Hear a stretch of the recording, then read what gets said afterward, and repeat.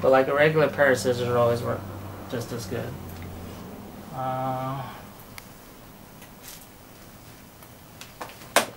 When I replace grommets, push them in so that they're flat. Then I like to cut them. Try to cut them as even with the frame as possible. So nice and close. Frame inspection. You do the visual, and then just run your fingers through the frame real quick and easy. Make sure that you don't want to put too much pressure on the frame in case it is broken.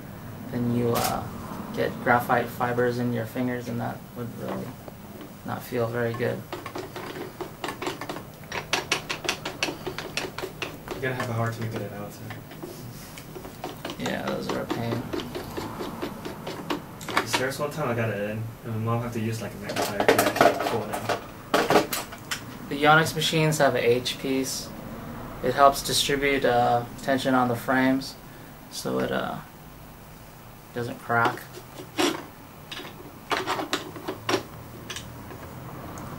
And especially like mounting on the 6-point mounting system, I like to make sure like this shared hole is open in case I do have problems with it. I need to stick my awl in it. If it's covered with the 6-point mounting system part, then it's a little more difficult to get in. And then you have trouble fumbling with it. I like to always string with the label up.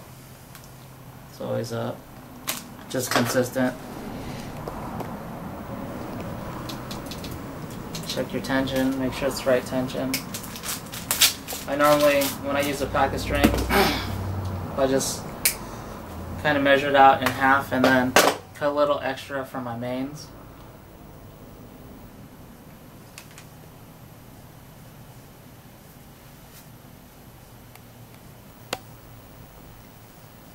Hold one end and then just unwind it.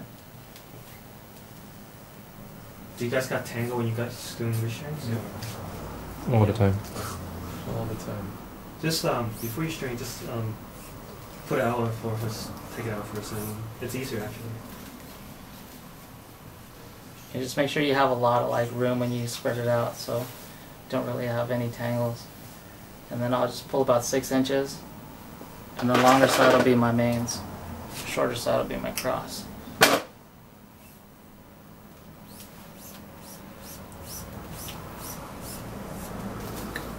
And hopefully I don't break this racket.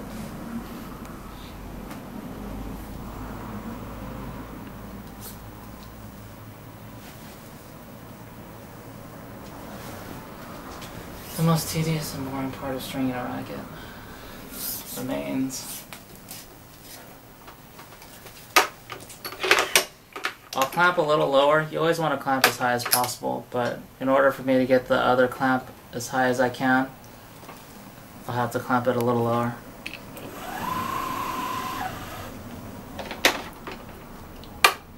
This machine doesn't have a beeping thing. It's really annoying, so I turn it off. It does or it doesn't? It does or it doesn't have a... It does have a... But you can shut it off. Okay? Yeah.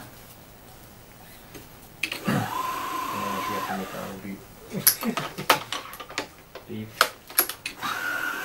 So from here, you'd always want to normally clamp as high as possible, but in order for me to get this clamp up high, this one has to be a little lower.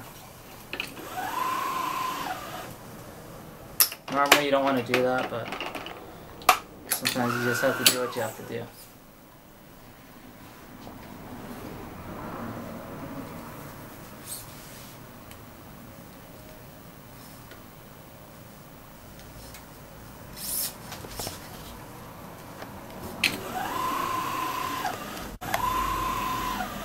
You'd always want to pretty much string evenly.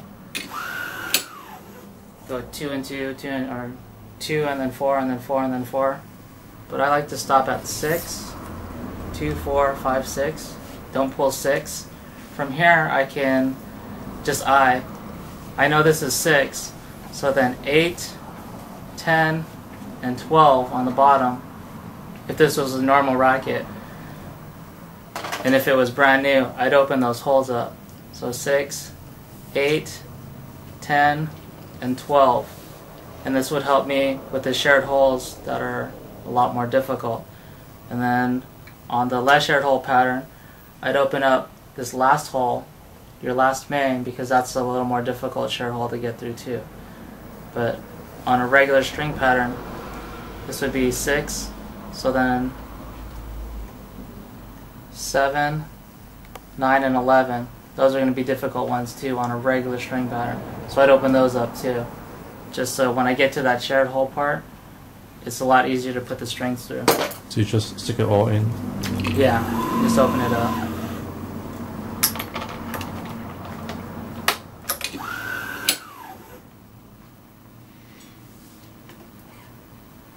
Having a long nail too on my index finger looks a little nasty, but it does help like fish the string out in certain spots.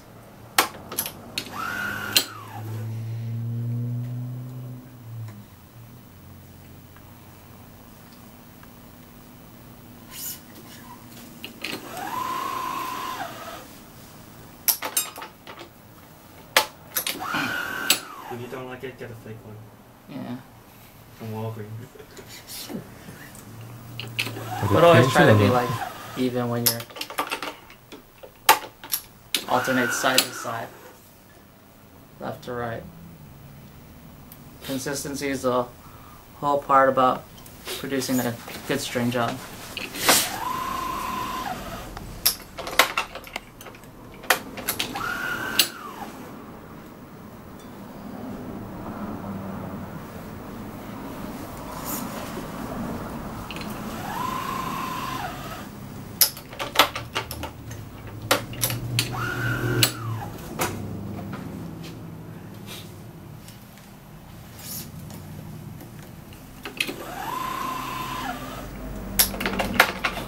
So now instead of going to 10, I'll go to 12.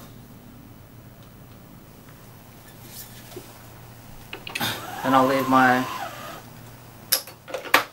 10 open.